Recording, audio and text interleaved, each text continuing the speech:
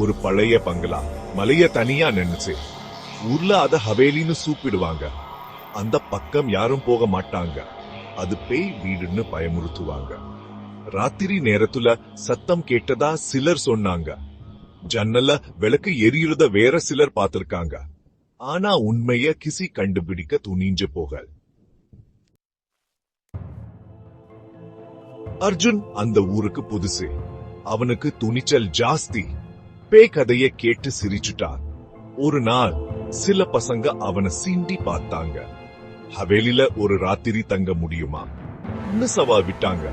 அர்ஜுன் உடனே ராஜினுட்டான். டார்லட்டும் போர்வையும் எடுத்துக்கிட்டு கிளம்பிட்டான். சூரியன் மறையிற நேரத்துல தனியா மலையை ஏறி போனான்.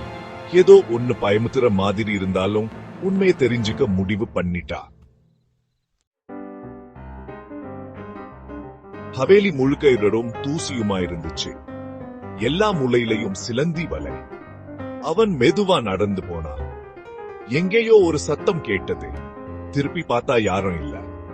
திடீர்னு ஒரு பலத்த காத்து வீசி ஒரு கதவை அடிச்சு சாத்துச்சு. அவன் டார்க்லைட் அணைஞ்சு போச்சு. சுத்தி முழுக்க இருட்டு. காலடி சத்தம் காத அருகிலேயே கேட்டது. சூப்பிட்டு பார்த்தான், பதிலே இல்ல. அடுத்த நாள் காலையில ஊர் மக்கள் ஹவேலிக்கு போனாங்க.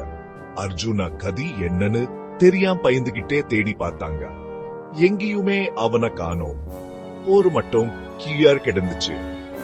பேய் தூக்கிட்டு போயிருச்சுன்னு சிலர் சொன்னாங்க. ஓடி போயிருப்பான்னு வேற சிலர் சொன்னாங்க. உண்மை என்னன்னு யாருக்கும் தெரியல. ஹவேலியோட ரகசியம் இன்னும் ரகசியமா தான் இருந்துச்சு.